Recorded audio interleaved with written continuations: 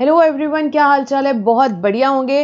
हम यहाँ पे क्या करने वाले हैं भाई, हम यहाँ रिवीजन करने वाले हैं समरी बुक से। ठीक है, समरी बुक आप कहाँ से डाउनलोड कर सकते हो? टेलीग्राम चैनल पे आपको मिल जाएगी, यहाँ पे टेलीग्राम ग्रुप पे भी मिल जाएगी आपको। आप क्या कर सकते हैं, वहाँ से डाउनलोड कर सकते हैं।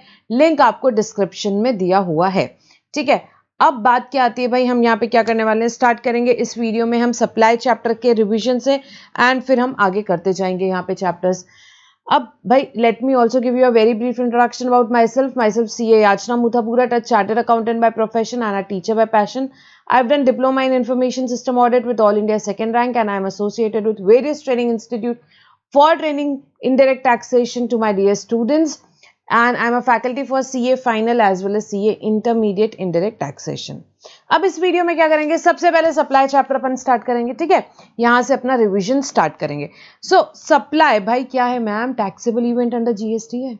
सप्लाई होगा तो जीएसटी लगेगा, सप्लाई नहीं है तो कोई जीएसटी नहीं है। बड़ी इंपॉर्टेंट बात है कि कोई एक एक्टिविटी या ट्रांजैक्शन सप्लाई है या नहीं है। अब वो कैसे पता चलता, पढ़ा था अपन ने सेक्शन 7 ऑफ CGST एक्ट से। सेक्शन 7 ऑफ CGST एक्ट क्या बताता है, सप्लाई में क्या क्या आएगा, क्या क्या नहीं आएगा। सप्लाई इंक्लूड्स क्या क्या आएगा भाई सप्लाई में? बहुत सिंपल सी बात है, गुड्स का सप्लाई हो सकता है या सर्विसेज का हो सकता है। गुड्स का हो सकता है या सर्विसेज का हो सकता है। कंसिडरेशन में क्लियर होना चाहिए, कंसिडरेशन होना चाहिए भाई, and in the course of furtherance of business होना चाहिए। ठीक है, कंसिडरेशन होना चाहिए and in the course of furtherance of business होना चाहिए। अगर ये दोनों बातें पूरी होती है तो 7(1)(a) के हिसाब से सप्लाई हो जाएगा। दो चीजें, कंसिडरेशन होना चाहिए, बिजनेस के लिए होना चाहिए। कोई ट्रांजैक्शन कंसिडरेशन के लिए, बिजनेस के लिए है तो वो सप्लाई हो जाएगा। ठीक है, मैंने लैपटॉप बेचा 50,000, मेरा बिजनेस है लैपटॉप का, बिजनेस के लिए हो गया, 50,000 रुपए लिए, कंसिडरेशन आ गया, सप्लाई हो गया। तो गुड्स या सर्विसेज का कंसिडरेशन है for the purpose of business है, सप्लाई हो जाएगा। उसके बाद 7(1)(a) आया, इसने क्या बोला, कोई भी एक्टिविटी या ट्रांजैक्शन किसके बीच में बोला इसने, by a person other than individual और उसके मेंबर कॉन्स्टिट्यूट्स के बीच में। ठीक है, तो यहाँ पे अदर देन इंडिविजुअल कुछ भी हो सकता है, AOP हो सकता है, BOI हो सकता है, उसके और उसके मेंबर और कॉन्स्टिट्यूट्स के बीच में यहाँ कोई भी ट्रांजैक्शन हो रहा है। ठीक है, कैश के लिए हो सकता है, डेफर्ड पेमेंट के लिए हो सकता है, या वैल्यूएबल कंसिडरेशन के लिए हो सकता है, किसी भी चीज के लिए हो सकता है। तो वो एक्टिविटी या ट्रांजैक्शन को क्या बोला, सप्लाई बोलेंगे।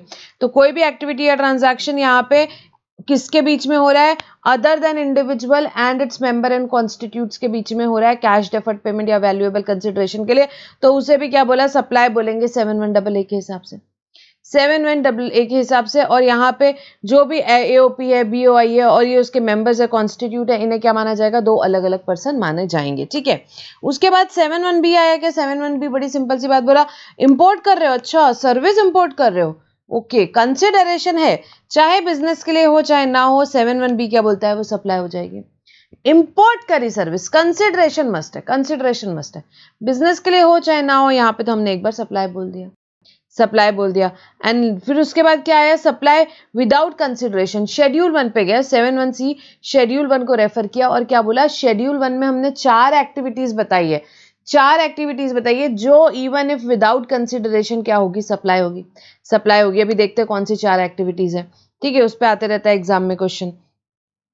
उसके बाद अगर सप्लाई है 7(1) के हिसाब से, मतलब ये जो सारे अपन ने देखे, अगर सप्लाई है 7(1)(a), 7(1)(a), 7(1)(b) या 7(1)(c), इन चारों में से अगर किसी के हिसाब से सप्लाई है तो वो सप्लाई ऑफ गुड्स होगी कि सप्लाई ऑफ सर्विस होगी, वो कौन बताएगा, शेड्यूल 2। हर केस में नहीं बताएगा, जो पता है, फॉर एग्जाम्पल मोबाइल बेचा, पता है गुड्स है, ठीक है, वो नहीं बताएगा। जहां पे पहले के लॉ में गड़बड़ चल रही थी, यहाँ पे थोड़ी एम्बिग्यूटी आ सकती थी, तो गवर्नमेंट ने क्लियर किए, शेड्यूल 2 में ट्रांजैक्शंस बताए, उन एक्टिविटी ट्रांजैक्शन को वहां पे क्या बताया कि भाई उसको आप सप्लाई ऑफ गुड्स मानो कि सप्लाई ऑफ सर्विस मानो। कोई ट्रांजैक्शन सप्लाई है कि नहीं, वो कौन डिसाइड करेगा, 7(1) इन 4 चीजों से डिसाइड होगा कि सप्लाई है कि नहीं। फिर सप्लाई ऑफ गुड्स है कि सप्लाई ऑफ सर्विस है, वो कौन डिसाइड करेगा, शेड्यूल 2 डिसाइड करेगा। वो कौन डिसाइड करेगा भाई, वो शेड्यूल 2 डिसाइड करेगा। यहाँ पे आया क्या समझ में?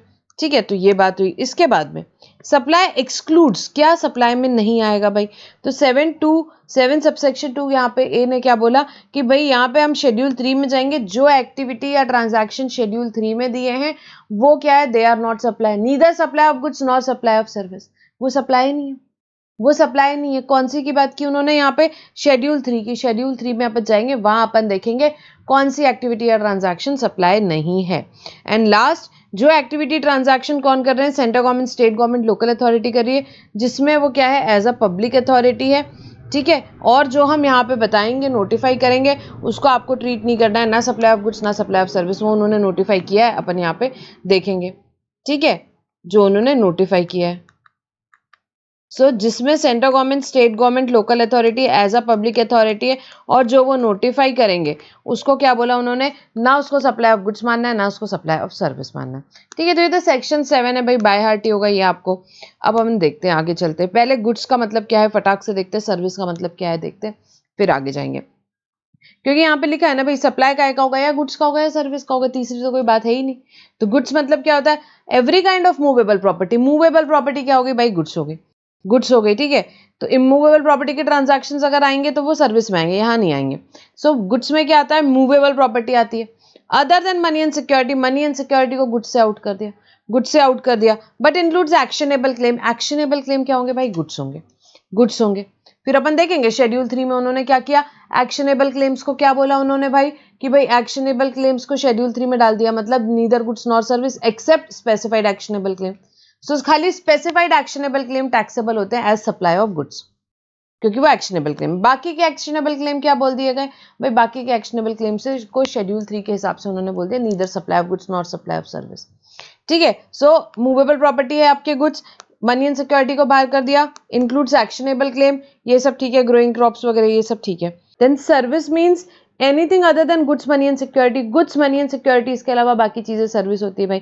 तो यहाँ pay anything other than goods आया सबसे पहले। Goods means any kind of movable property, that means transaction in immovable property कहाँ पे आएंगे? सर्विस में आ जाएंगे, ठीक है। फिर उसके बाद anything other than goods, money and securities. Money and securities को सर्विस से भी बाहर किया, गुड्स से भी बाहर किया था और सर्विस से भी बाहर किया। सर्विस से भी बाहर किया मतलब money and securities neither goods nor services, neither goods nor services, ठीक है। But includes activities relating to use of money. But आप यहाँ पे क्या कर रहे हो? कोई एक्टिविटी कर रहे हो, कैसे? यूज ऑफ मनी से, यूज ऑफ मनी से या उसके कन्वर्जन से, बाय कैश और any other mode, from one currency denomination to another, from currency denomination, एक करेंसी से दूसरी करेंसी में कर रहे हो, जिसके लिए सेपरेट कंसिडरेशन चार्ज की, सेपरेट कंसिडरेशन चार्ज की। तो यूज ऑफ मनी के लिए, यूज ऑफ मनी के लिए यहाँ पे क्या बात हो रही है?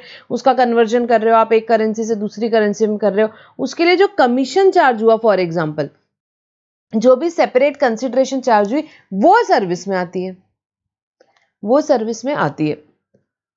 तो यहाँ पे अगर कन्वर्जन ऑफ करेंसी किया आपने, यूएस डॉलर से आईएनआर में किया, तो वो कन्वर्जन ऑफ करेंसी पे जीएसटी नहीं है, परंतु उस पे जो कमीशन लगा, उस पे जो कमीशन लगा वो काय का है? वो सर्विस का ट्रांजैक्शन है, that will be liable to GST, that will be liable to GST, ठीक है। एंड सर्विस इंक्लूड्स फैसिलिटिंग और अरेंजिंग ट्रांजैक्शन इन सिक्योरिटी। देखो, ट्रांजैक्शन इन सिक्योरिटी में सर्विस नहीं है, परंतु कुछ आप फैसिलिटेट कर रहे हो, अरेंज कर रहे हो ट्रांजैक्शन इन सिक्योरिटी, जैसे कि ब्रोकिंग फीस लगी, तो वो क्या हो जाएगा? वो सर्विस का ट्रांजैक्शन हो जाएगा, वो सर्विस का ट्रांजैक्शन हो जाएगा। देखो यहाँ पे बहुत सारे एग्जांपल्स हैं। आपने डिपॉजिट किया या मनी को विड्रॉ किया बैंक से, तो उस केस में ये क्या हो गया भाई? This is transaction in money, transaction in money, neither goods nor service. भाई कोई चीज गुड्स ही नहीं है, सर्विस ही नहीं है, तो कोई जीएसटी लगना है ही नहीं। जीएसटी किस पे लगता है? सप्लाई ऑफ गुड्स या सर्विसेज पे। यहाँ पे डिपॉजिट या विड्रॉ किया money from bank, that is transaction in money, that is transaction in money. उसके बाद कोई प्रोसेसिंग फीस लगी, कोई प्रोसेसिंग फीस लगी, तो वो क्या है? वो सेपरेट कंसिडरेशन है क्या? Yes, separate consideration, that will be treated as service का ट्रांजैक्शन, सप्लाई ऑफ सर्विस का ट्रांजैक्शन। उसके बाद कन्वर्जन ऑफ करेंसी कर रहे हैं, एक करेंसी से दूसरी करेंसी में कन्वर्ट कर रहे हैं, एक करेंसी से दूसरी करेंसी में कन्वर्ट करें, that is what transaction in money, उस पर कोई जीएसटी नहीं लगेगा। But commission for conversion in currency, वो क्या बात हो गई? That is supply of service, because that for that separate consideration is charge, separate consideration is charge, ठीक है। उसके बाद cell purchase of stock share derivatives, stock का, शेयर्स का, डेरिवेटिव्स का सेल या परचेज क्या होता है भैया? ट्रांजैक्शन इन सिक्योरिटीज होता है, ट्रांजैक्शन इन सिक्योरिटीज हो गया, ठीक है।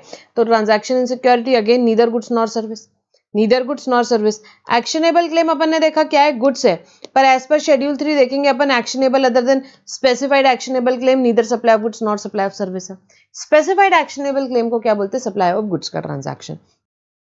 देन सर्विस चार्जेस लग रहे हैं, सर्विस फीस लग रही है, डॉक्यूमेंटेशन फीस लग रही है, ब्रोकिंग चार्जेस लग रहे हैं, these all are what? Separate consideration हो गया, ये सप्लाई ऑफ सर्विस का ट्रांजैक्शन हो जाएगा। सप्लाई ऑफ सर्विस का ट्रांजैक्शन हो जाएगा, जीएसटी लगेगा, ठीक है। ब्रोकिंग फीस लगी, क्यों लगती है, फैसिलिटिंग या अरेंजिंग ट्रांजैक्शन इन सिक्योरिटी, इस पे जीएसटी लगेगा, आया क्या समझ में। But transaction in security, cell purchase of share, उस पे जीएसटी नहीं लगेगा, ब्रोकिंग फीस पे लगेगा, आया क्या समझ में। तो ये सर्विस का ट्रांजैक्शन, तो ऐसे कोई फुल फ्लेज क्वेश्चन में एक हाथ दो एडजस्टमेंट कभी कभार दे देते हैं, तो अपने को देखना है अपने को किस पे जीएसटी लगाना है, किस पे नहीं लगाना है।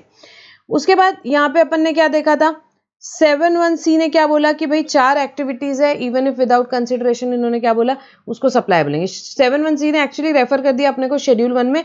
शेड्यूल 1 ने बताया कि 4 एक्टिविटीज है जो क्या है, सप्लाई है, even if made without consideration, even if made without consideration. Otherwise हमेशा 7(1)(a) तो क्या बोलता है, कंसिडरेशन होना चाहिए, बिजनेस के लिए होना चाहिए, but 7(1)(c) read with schedule 1 बोला कि 4 एक्टिविटीज है which are supply even if made without consideration. First, permanent transfer और disposal of business as a where ITC has been availed. आपने क्या किया, परमानेंटली ट्रांसफर कर दिया या डिस्पोज कर दिया बिजनेस का एसेट, बिजनेस का एसेट आपने परमानेंटली ट्रांसफर कर दिया या डिस्पोज ऑफ कर दिया, जिसपे आपने आईटीसी लिया था, उसके परचेज के टाइम आपने आईटीसी लिया था और आपने उसको परमानेंटली अभी डिस्पोज ऑफ कर दिया विदाउट कंसिडरेशन, कुछ पैसा नहीं लिया और कोई कंसिडरेशन नहीं है, तो भी क्या हो जाएगा, वो सप्लाई हो जाएगा, सप्लाई हो जाएगा, ठीक है। तो पहले अपन ने जब वो बिजनेस का एसेट खरीदा था तब उस पर आईटीसी ले लिया, अब अपन उसको परमानेंटली ट्रांसफर या डिस्पोज ऑफ कर रहे हैं, even if made without consideration, उसको सप्लाई बोलेंगे। फर्स्ट बात ये आई, फर्स्ट बात ये आई। सेकेंड बात आई, सप्लाई बिटवीन रिलेटेड पर्सन और डिस्टिंक्ट पर्सन।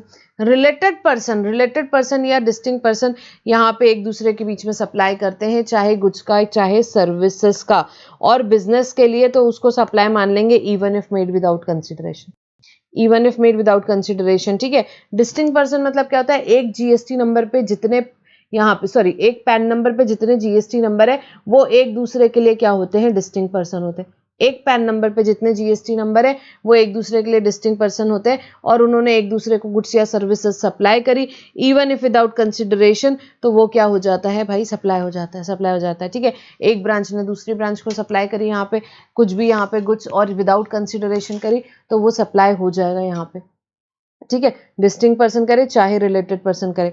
अब अपने को याद है कि रिलेटेड पर्सन की डेफिनेशन उसमें एक पॉइंट एम्प्लॉयर एम्प्लॉय भी था, तो यहाँ पे पर क्या बोला उन्होंने, अगर यहाँ पे एम्प्लॉयर अपने एम्प्लॉय को 50,000 रुपए तक के का गिफ्ट देता है तो उसको सप्लाई नहीं ट्रीट करना है, उसको सप्लाई नहीं ट्रीट करना है, ठीक है। उसके बाद supply between principal and agent, agent principal के बीच की अगर हम बात करें तो उस केस में प्रिंसिपल ने अपने एजेंट को कुछ सप्लाई किया है, प्रिंसिपल ने अपने एजेंट को कुछ सप्लाई किया है वहां, क्यों, क्योंकि एजेंट अंडरटेक कर रहा है कि वो आगे सप्लाई करेगा। ये देखो प्रिंसिपल ने एजेंट को कुछ से यहाँ पे सप्लाई किए, क्यों यहाँ पे, क्योंकि वो एजेंट आगे सप्लाई करे, एजेंट आगे सप्लाई करे, तो इस केस में जो प्रिंसिपल और एजेंट के बीच का ट्रांजैक्शन है, प्रिंसिपल और एजेंट का बीच का ट्रांजैक्शन है इवन इफ विदाउट कंसिडरेशन, इसको सप्लाई बोलेंगे। Next, by agent to principal where agent undertakes to receive such goods on behalf of principal, ठीक है। तो एजेंट रिसीव कर रहा है यहाँ पे किसी थर्ड पर्सन से ऑन बिहाफ ऑफ प्रिंसिपल, और यहाँ पे किसको, एजेंट सप्लाई करेगा प्रिंसिपल को, तो ये एजेंट और प्रिंसिपल के बीच के ट्रांजैक्शन को क्या बोला, ये भी सप्लाई हो जाएगा even if made without consideration. सबसे इंपॉर्टेंट बात क्या है भाई, यहां अगर इनवॉइस फॉर फर्दर सप्लाई जो एजेंट कर रहा है यहाँ पे, यहाँ वो अगर एजेंट इशू कर रहा है, ठीक है, इनवॉइस फॉर फर्दर सप्लाई अगर एजेंट इशू कर रहा है तो ही वो पैरा 3 शेड्यूल 1 के लिए एजेंट होगा, बट अगर इनवॉइस प्रिंसिपल के नाम पे है तो वो एजेंट नहीं होगा। किस चीज के लिए, ये पैरा 3 शेड्यूल 1 के लिए। सो इनवॉइस किसके नाम पे इशू हो रही है वो इंपॉर्टेंट है, ये क्लैरिफिकेशन आया था। इनवॉइस अगर एजेंट के नाम पे इशू हो रही है तो ये पैरा 3 शेड्यूल 1 के लिए वो एजेंट होगा, ठीक है। एंड देन लास्ट पैरा 4 क्या बोलता है, इंपोर्ट करिए आपने सर्विस, इंपोर्ट करिए आपने सर्विस किससे, या तो रिलेटेड पर्सन से या एस्टेब्लिशमेंट आउटसाइड इंडिया से, या तो रिलेटेड पर्सन से या एस्टेब्लिशमेंट आउटसाइड इंडिया से, इन the course of furtherance of business even without consideration supply हो जाएगा। Import of services without consideration किससे, 2 लोगों से, या रिलेटेड पर्सन से या एस्टेब्लिशमेंट आउटसाइड इंडिया से, तो वो सप्लाई हो जाएगा। अब इंपोर्ट ऑफ सर्विसेज पे अपन ने जो 2-3 चीजें पढ़ी फटाफट अपन यहाँ पे पढ़ेंगे। इंपोर्ट ऑफ सर्विस अगर यहाँ पे विद कंसिडरेशन है, भाई विद कंसिडरेशन है तो टेंशन ही नहीं है, टेंशन ही नहीं है। अपन ने यहाँ पे अभी देखा, देखो विद कंसिडरेशन है तो 7(1)(b) के हिसाब से यहाँ पे सप्लाई हो जाती है, चाहे बिजनेस के लिए हो चाहे बिजनेस के लिए ना हो, वेदर और not in the course of furtherance of business, ये क्या हो जाएगी, सप्लाई हो जाएगी 7(1)(b) के हिसाब से। विदाउट कंसिडरेशन है तो देखना पड़ेगा इंपोर्ट ऑफ सर्विस अगर रिलेटेड पर्सन या एस्टेब्लिशमेंट आउटसाइड इंडिया से है इन the course of furtherance of business, तो फिर ये पैरा 4 शेड्यूल 1 के हिसाब से सप्लाई हो जाएगा, टैक्सेबल हो जाएगा, बट किसी और पर्सन से है then it is not supply. Then अगर आप विदाउट कंसिडरेशन किसी और पर्सन से ले रहे हो अदर देन रिलेटेड पर्सन या establishment outside India, then it is not taxable, it is not supply only. ठीक है, ये अपन ने क्विकली रिवाइज किया। उसके बाद अपन शेड्यूल 2 पे आए। शेड्यूल 2 ने क्या बोला भाई, अगर एक्टिविटी या ट्रांजैक्शन किसकी बात कर रहा है, ये सप्लाई ऑफ गुड्स होंगे कि सप्लाई ऑफ सर्विस होंगे। एक्टिविटीज या ट्रांजैक्शन किसको सप्लाई ऑफ गुड्स ट्रीट करना है, किसको सप्लाई ऑफ सर्विस ट्रीट करना है। तो फटाक से देखेंगे, ये तो ट्रांसफर कर रहे हो क्या, टाइटल इन गुड्स। आपने पोजेशन भी ट्रांसफर कर दिया, टाइटल भी ट्रांसफर कर दिया, तो टाइटल इन गुड्स ट्रांसफर करते हैं तो वो सप्लाई ऑफ गुड्स का ट्रांजैक्शन होता है। फिर टाइटल इन गुड्स मैंने ट्रांसफर किया, बट क्या एग्रीमेंट पे कि मैं प्रॉपर्टी फ्यूचर डेट पे ट्रांसफर करूंगा। प्रॉपर्टी यहाँ पे फ्यूचर डेट पे यहाँ पे पास होगी, तो उस केस में बात क्या हो जाती है भाई, उस केस में हायर परचेज का फॉर एग्जांपल, तो वो भी ट्रांजैक्शन किसका होता है, सप्लाई ऑफ गुड्स का होता है, सप्लाई ऑफ गुड्स का होता है। या मैंने फिर उसके बाद राइट या undivided share in goods transfer किए, राइट इन गुड्स ट्रांसफर किए या undivided share in goods transfer किए without transfer of title, without transfer of title, तो वो क्या होता है, ट्रांजैक्शन सर्विस का ट्रांजैक्शन होता है, सर्विस का ट्रांजैक्शन होता है। अपन ने हर एक पॉइंट पे एग्जांपल देखा है, ठीक है, अभी अपन क्विक रिवीजन कर रहे हैं तो एग्जांपल नहीं देखेंगे। उसके बाद यहाँ पे लैंड और बिल्डिंग की अगर हम बात करें, लैंड और बिल्डिंग में क्या बात है, अगर आप लीज पे दे रहे हो, tenancy, easement, licence to occupy land, so land का आप ये कुछ भी लीज टेनेंसी वगैरह कर रहे हो, तो ये क्या बात होती है, ट्रांजैक्शन सर्विस का होता है, सर्विस का होता है। शेड्यूल 3 में देखा था, सेल ऑफ लैंड जो है वो शेड्यूल 3 में, neither supply of goods nor supply of service. यहाँ किसकी बात हो रही है, लीज ऑफ लैंड अपने को दिया है। अगर अपने को कभी एग्जाम में lease, tenancy, easement, licence to occupy land कुछ भी ट्रांजैक्शन दिया है, तो अपने को क्या मानना है, यहाँ पे सर्विस का ट्रांजैक्शन मानना है उसको। ठीक है, उसके बाद lease letting out of any type of building कर रहे हैं, यहाँ पे बिजनेस, कॉमर्स, होली, पार्टली, तो यहाँ पे अपन लेट आउट ऑफ बिल्डिंग कर रहे हैं, तो वो क्या हो जाएगा, यहाँ पे वो भी ट्रांजैक्शन किसका होगा, सर्विस का होगा, सर्विस का होगा। फिर ट्रीटमेंट या प्रोसेस, अपन ने किसी और के गुड्स पे अप्लाई किया, applied to another persons goods, ठीक है, ट्रीटमेंट या प्रोसेस किया, तो वो क्या हो जाएगा भाई, सर्विस का ट्रांजैक्शन हो जाएगा। वो क्या का ट्रांजैक्शन हो जाएगा, सर्विस का ट्रांजैक्शन हो जाएगा। जैसे कि जॉब वर्क, ठीक है, जॉब वर्क में जाते में तो गुड्स दिखता है, बट होता ट्रांजैक्शन किसका है, सर्विस का ट्रांजैक्शन होता है। Next, transfer of business asset, ठीक है, क्या बात है, गुड्स जो क्या है भाई, यहाँ पे जो बिजनेस के एसेट्स है आपने कर दिए, ट्रांसफर कर दिए, डिस्पोज ऑफ कर दिए, ठीक है, यहाँ पे बाय या under direction of the person जो बिजनेस कर रहा है, ठीक है, उस केस में ये क्या हो, सप्लाई ऑफ गुड्स का ट्रांजैक्शन है। सिंपल सी बात है, गुड्स के यहाँ पे क्या बात हुई है, गुड्स यहाँ पे बिजनेस के डिस्पोज ऑफ कर रहे हो, ट्रांसफर कर रहे हो, तो वो काय का ट्रांजैक्शन है, सप्लाई ऑफ गुड्स का, सिंपल सी बात है, सप्लाई ऑफ गुड्स का। उसके बाद गुड्स यहाँ पे बिजनेस के थे, आपने या तो प्राइवेट यूज पे रखा, या तो प्राइवेट यूज पे रखा, या मेड अवेलेबल किया किसी भी पर्सन को, किस चीज के लिए, अदर देन बिजनेस के लिए, या प्राइवेट यूज पे यूज किया यहाँ पे, या अदर देन बिजनेस के लिए उसको यहाँ पे मेड अवेलेबल कराया, तो वो ट्रांजैक्शन किसका होता है, सप्लाई ऑफ सर्विस का, सप्लाई ऑफ सर्विस का। उसके बाद आपकी जो बिजनेस के एसेट है, ठीक है, यहाँ पे goods forming part of business asset carried on a person who ceases to be a taxable person. Now what you ceases to be a taxable person, you ceases to be a taxable person, तो जो भी business के goods है क्या माना जाएगा कि भाई वो सप्लाई कर दिया, it is deemed supply, it is deemed supply before he ceases to be a taxable person, तो ये ट्रांजैक्शन काय का होगा, सप्लाई ऑफ गुड्स का। तो जो भी गुड्स हैं आपके पास बिजनेस के, and if you ceases to be a taxable person, तो उसे क्या माना जाएगा, वो सप्लाई ऑफ गुड्स माना जाएगा, सप्लाई ऑफ गुड्स माना जाएगा। किस केस में नहीं माना जाएगा, क्या एक्सेप्शन है, बिजनेस अगर आपने ट्रांसफर कर दिया एज अ गोइंग कंसर्न, क्योंकि अगला तो चलाने ही वाला है बिजनेस, तो उस केस में नहीं माना जाएगा कुछ यहाँ पे सप्लाई उसे। और सेकेंड, जब बिजनेस कौन कर रहा है, आगे पर्सनल रिप्रेजेंटेटिव कर रहा है, पर्सनल रिप्रेजेंटेटिव कर रहा है, who is deemed to be a taxable person, who is deemed to be a taxable person, ठीक है, आया क्या समझ में। उसके बाद next, renting of immovable property, renting of immovable property इन्होंने क्या बोला, किसका ट्रांजैक्शन है भाई, सप्लाई ऑफ सर्विस का। अब अपने को पता है इमूवेबल प्रॉपर्टी से रिलेटेड जो ट्रांजैक्शन है वो काहे के आएंगे, सर्विस के ही आएंगे। तो यहाँ पे इन्होंने क्लैरिफाई भी कर दिया क्या, कि रेंटिंग ऑफ इमूवेबल प्रॉपर्टी किसका ट्रांजैक्शन है, सप्लाई ऑफ सर्विस का, सप्लाई ऑफ सर्विस का। यहाँ पे कहा शेड्यूल 2 में देकर के बता दिया अपने को कि ये क्या है, सर्विस का ट्रांजैक्शन है। उसके बाद construction of complex building civil structure, construction है कॉम्प्लेक्स बिल्डिंग सिविल स्ट्रक्चर का बिफोर कंप्लीशन सर्टिफिकेट और first occupation whichever is earlier, लिख लो भले, बिफोर कंप्लीशन सर्टिफिकेट और first occupation whichever is earlier, जो भी कंस्ट्रक्शन वगैरह है की सर्विसेज है उसे क्या बोला गया, supply of service, supply of service. अच्छा मैम, आफ्टर कंप्लीशन सर्टिफिकेट और first occupation whichever is earlier आए तो आफ्टर कंप्लीशन सर्टिफिकेट वाला अपन ने पढ़ा शेड्यूल 3 में, that is not supply, not supply, ठीक है। तो आपने अगर कोई फ्लैट बेचा after completion certificate of first occupation whichever is earlier, तो वो सप्लाई नहीं होता भाई, उस पर जीएसटी नहीं लगता। बिफोर कंप्लीशन सर्टिफिकेट जो बिल्डर ने फ्लैट सेल किया उसको, उस पर जीएसटी लगेगा। तो यहाँ पे जो भी कंस्ट्रक्शन सर्विसेज है बिफोर कंप्लीशन सर्टिफिकेट और first occupation whichever is earlier, उस टाइम पे की जो कंस्ट्रक्शन सर्विस है, मतलब अंडर कंस्ट्रक्शन फ्लैट्स वगैरह, वो सब क्या आते हैं भाई, सप्लाई ऑफ सर्विस का ट्रांजैक्शन होता है। After completion certificate not supply, only not supply. उसके बाद आपने टेम्पररी ट्रांसफर किया या यूज करने दिया या एंजॉयमेंट के लिए दिया, क्या, IPR, intellectual property right, intellectual property right, ठीक है। सो टेम्पररी ट्रांसफर परमिटिंग यूज और enjoyment of intellectual property right, ये किसका ट्रांजैक्शन होता है, सप्लाई ऑफ सर्विस का ट्रांजैक्शन है, सप्लाई ऑफ सर्विस का ट्रांजैक्शन है। उसके बाद आप डेवलप कर रहे हो, डिजाइन कर रहे हो, प्रोग्राम कर रहे हो, कस्टमाइज कर रहे हो, अडेप्ट कर रहे हो, अपग्रेड कर रहे हो, एनहांस कर रहे हो, क्या इंप्लीमेंट कर रहे हो, क्या आईटी सॉफ्टवेयर, आईटी सॉफ्टवेयर, ठीक है। तो जो भी development, design, programming, customisation, adaption, upgradation, enhancement और इंप्लीमेंटेशन ऑफ आईटी सॉफ्टवेयर है, ये ट्रांजैक्शन किसका होता है, सप्लाई ऑफ सर्विस का होता है। एकदम क्लियर कर दिया उन्होंने, आईटी सॉफ्टवेयर के केस में क्लियर कर दिया। आप चाहे डेवलपमेंट करो, डिजाइन करो, प्रोग्राम करो, कस्टमाइज, अडेप्ट, व्हाटएवर, ये काय का ट्रांजैक्शन है, सप्लाई ऑफ सर्विस का, सप्लाई ऑफ सर्विस का। उसके बाद क्या बोला, agreeing to obligation to refrain from an act और टू टॉलरेट एन एक्ट और टू डू एन एक्ट, ठीक है। कुछ ना करने के पैसे मिलना, या कुछ टॉलरेट करने के पैसे मिल रहे हैं, या कुछ करने के पैसे मिल रहे हैं, तो उसे क्या बोला, सर्विस का ट्रांजैक्शन है, सर्विस का ट्रांजैक्शन है। इसमें डिटेल क्लैरिफिकेशन अपन ने देखा था, ठीक है, अभी देखेंगे वापस। फिर transfer of right to use any goods, आपको क्या किया आपने, right to use any goods दिया है, वो भी क्या है, सर्विस का ट्रांजैक्शन होता है, सर्विस का ट्रांजैक्शन होता है। फिर उसके बाद दो यहाँ पे कॉम्पोजिट सप्लाई, एग्जाम में कई बार पूछ लेते हैं, वर्क कॉन्ट्रैक्ट, वर्क कॉन्ट्रैक्ट यहाँ पे हमेशा जीएसटी में वर्क कॉन्ट्रैक्ट की डेफिनेशन अपन ने देखी थी, किसका होता है, हमेशा इमूवेबल प्रॉपर्टी का ही होता है, क्या, वर्क कॉन्ट्रैक्ट। सो यहाँ पे किसका भी हो सकता है, कंस्ट्रक्शन का, इरेक्शन का, यहाँ पे, ठीक है, कोई भी वर्क कॉन्ट्रैक्ट सर्विसेज जो है वो क्या मानना है, उन्होंने बोला सर्विस का ट्रांजैक्शन मानना है, सर्विस का ट्रांजैक्शन मानना है, ठीक है। दो गुड्स प्लस सर्विस का हो सकता है, आपने कॉन्ट्रैक्ट दिया हो, परंतु वर्क कॉन्ट्रैक्ट हमेशा क्या होगा, सर्विस का ट्रांजैक्शन ही मानना है उसको। नेक्स्ट यहाँ किसकी बात है, रेस्टोरेंट सर्विस, क्या, supply of goods being food और any other article for human consumption और ड्रिंक, उसको भी क्या बोला, सर्विस का ट्रांजैक्शन है भाई, सर्विस का ट्रांजैक्शन है। सो ये दो कॉम्पोजिट सप्लाई, एक वर्क कॉन्ट्रैक्ट सर्विस, एक रेस्टोरेंट, ये किसका है, सर्विस का ट्रांजैक्शन है एज पर शेड्यूल 2। तो शेड्यूल 2 अपन ने पढ़ा, इसने क्या बताया, एक्टिविटीज या ट्रांजैक्शन, किसको सप्लाई ऑफ गुड्स ट्रीट करना है, किसको सप्लाई ऑफ सर्विस ट्रीट करना है, आया क्या समझ में।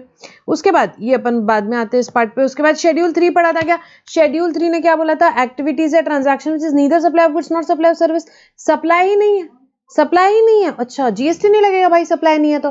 पहला, जो एम्प्लॉय सर्विसेज दे रहा है अपने एम्प्लॉयर को, पर किसके लिए होना चाहिए, इन द कोर्स ऑफ और इन रिलेशन टू एम्प्लॉयमेंट होना चाहिए। क्या बात हुई, एम्प्लॉय जो सर्विसेज दे रहा है एम्प्लॉयर को इन द कोर्स ऑफ और इन रिलेशन टू एम्प्लॉयमेंट है, तो सीधी सादी बात है भाई, सप्लाई नहीं है, सप्लाई नहीं है, जीएसटी नहीं लगेगा। उसके बाद सेकेंड बात, कोर्ट जो ट्रिब्यूनल, कोर्ट और ट्रिब्यूनल जो सर्विसेज दे रहे हैं, कोर्ट और ट्रिब्यूनल जो सर्विसेज दे रहे हैं, उसको भी क्या बोला, सप्लाई नहीं है, जीएसटी नहीं लगेगा, सप्लाई नहीं है, जीएसटी नहीं लगेगा।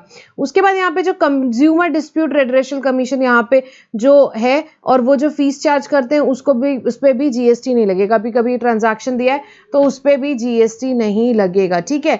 क्या बात है भाई, यहाँ पे अगर कोई पेनल्टी भी लगाते हैं यहाँ पे, तो उस केस में भी भाई उस पर भी जीएसटी नहीं लगेगा, ठीक है। They are clot under the characteristics of tribunal, तो उस पर जीएसटी नहीं लगेगा। जो भी फीस लगा रहे, पेनल्टी लगा रहे, कौन, कंज्यूमर डिस्प्यूट रेडरेशल कमीशन, उस पर जीएसटी नहीं लगेगा। उसके बाद जो फंक्शंस परफॉर्म कर रहे हैं, कौन, ये 5 लोगों की बात करेंगे पहले। मेंबर्स पार्लियामेंट के, स्टेट लेजिस्लेचर के, पंचायत के, म्युनिसिपैलिटी के एंड लोकल अथॉरिटीज के। Parliament, state legislature, panchayat, municipalities, local authority, इनके मेंबर्स जो भी फंक्शन परफॉर्म कर रहे हैं, ठीक है, उस पे उसको सप्लाई नहीं बोला है, सप्लाई नहीं बोला है मतलब जीएसटी नहीं लगेगा, जीएसटी नहीं लगेगा। उसके बाद जो ड्यूटी परफॉर्म कर रहे हैं यहाँ पे कोई भी पर्सन जो होल्ड कर रहा है यहाँ पे पोजीशन, कहाँ पे, कॉन्स्टिट्यूशनल कैपेसिटी पे, like speaker of Lok Sabha, president of India, तो जो भी होल्ड कर रहा है position in pursuance of provision of constitution, उस केस में भी जीएसटी नहीं लगेगा, उन्हें जो भी पे कर दिया जाएगा उसमें।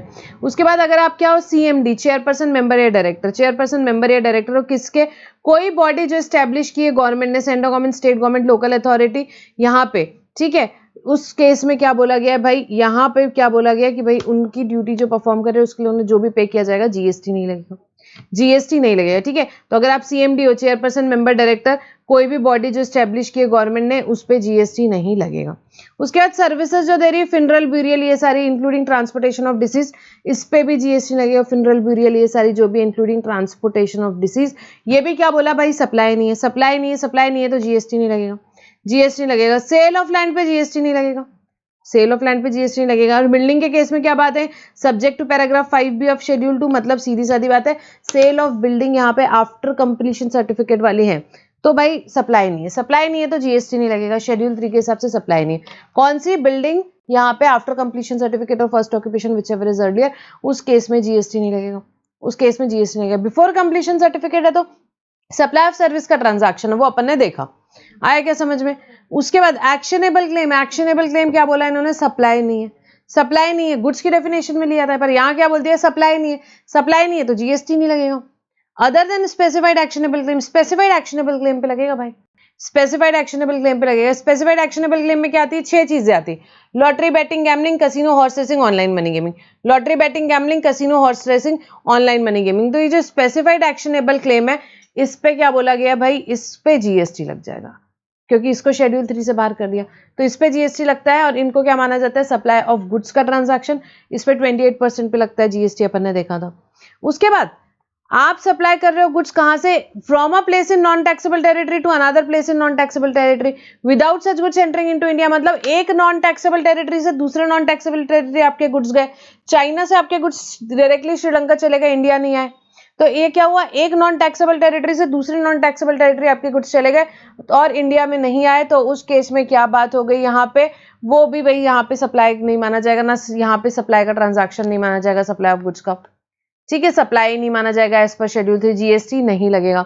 उसके बाद supply of warehouse goods, आपके गुड्स वेयर हाउस में पड़े, आपके गुड्स वेयर हाउस में पड़े, यहाँ पे आपने वो सप्लाई कर दिया किसी को भी before clearance for home consumption, home consumption के पहले ही भाई वेयर हाउस में गुड्स पड़े, ए ने बी को बेच दिया, गुड्स वेयर हाउस में ही है, गुड्स वेयर हाउस में ही है, तो supply of warehouse goods किया आपने before clearance for home consumption, तो उन्होंने क्या बोला, सप्लाई नहीं भाई, जीएसटी नहीं लगेगा, जीएसटी नहीं लगेगा, ठीक है। उसके बाद क्या बात है नेक्स्ट, यहाँ पे supply of goods by consignee और by the consignee to any person by way of endorsement of document of title to the goods after the goods have dispatched from port of clearance located outside India but before clearance from home consumption, आपके goods निकल गए कहाँ, port of clearance outside India से, और home consumption से clear होने के पहले कहीं भी आपने गुड्स बेच दिए, ठीक है, आपके गुड्स हाई सीज में, ए ने बी को बेच दिया तो उन्होंने क्या बोल दिया, सप्लाई नहीं होगा, हाई सी सेल्स क्या नहीं होगा भाई, सप्लाई नहीं होगा। तो port of clearance outside India से निकल गए before clearance for home consumption के पहले, ए ने बी को बेच दिया, बी ने सी को बेच दिया, हाई सी सेल्स कर दिया बेसिकली, तो उस केस में वो ट्रांजैक्शन को क्या बोला,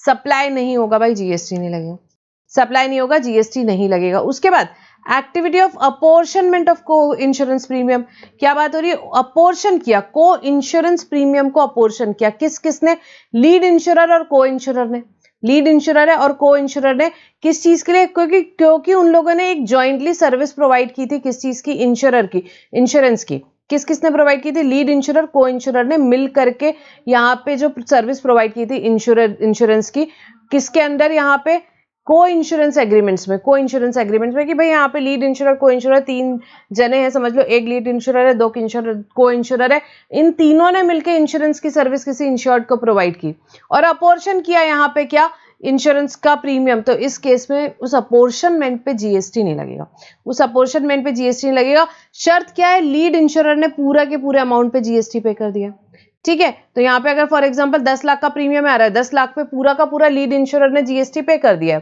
बजाज अलायंस था उसने पूरा जीएसटी पे कर दिया, उसके बाद 10 लाख उन्होंने अपोर्शन किया यहाँ पे, ठीक है, तीनों ने अपोर्शन किया, एक जन ने लीड इंश्योरर ने 60% रखा, बाकी दोनों ने 20% रखा, तो वो जो अपोर्शनमेंट है उस पर वापस जीएसटी नहीं लगेगा, क्योंकि लीड इंश्योरर ने ऑलरेडी पे कर चुका है जीएसटी, लीड इंश्योरर ने ऑलरेडी जीएसटी पे कर चुका है पूरे अमाउंट पे, ठीक है। तो को इंश्योरेंस एग्रीमेंट में अगर लीड इंश्योरर ने पूरे अमाउंट पे जीएसटी पे कर चुका है तो अपोर्शनमेंट पे वापस जीएसटी नहीं। नेक्स्ट इंश्योरेंस एग्रीमेंट की बात है, कौन सा, री इंश्योरेंस एग्रीमेंट्स में, री इंश्योरेंस एग्रीमेंट में अगर पूरा का पूरा जीएसटी पे कर दिया किसने, री इंश्योरर ने किस चीज पे, ग्रॉस इंश्योरेंस प्रीमियम पे, ग्रॉस इंश्योरेंस प्रीमियम जो भी उसको इंश्योरर पे कर रहा है, ठीक है, उस पे पूरे के पूरे ग्रॉस इंश्योरेंस प्रीमियम पे उसने जीएसटी पे कर दिया है, इंक्लूसिव ऑफ सीडिंग कमीशन, री इंश्योरेंस कमीशन पे भी उसने पे कर दिया, तो फिर वापस जीएसटी नहीं लगेगा किस पे, सीडिंग कमीशन, री इंश्योरेंस कमीशन पे, वापस जीएसटी नहीं लगेगा यहाँ पे। किस पे? सीडिंग कमीशन, री इंश्योरेंस कमीशन, जो भी कौन कर रहा है यहाँ पे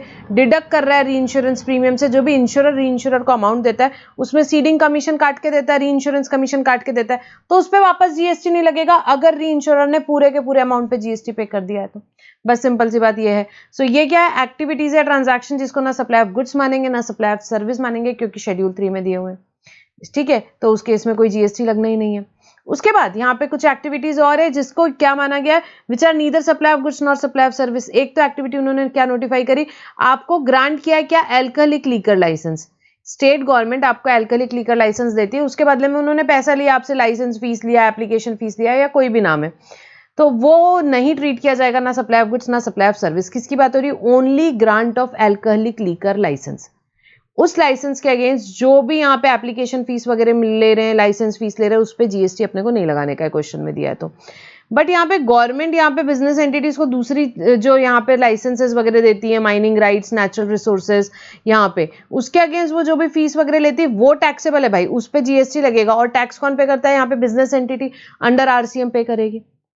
तो यहां पे जीएसटी किस पे नहीं लगेगा? किसको सप्लाई नहीं माना है?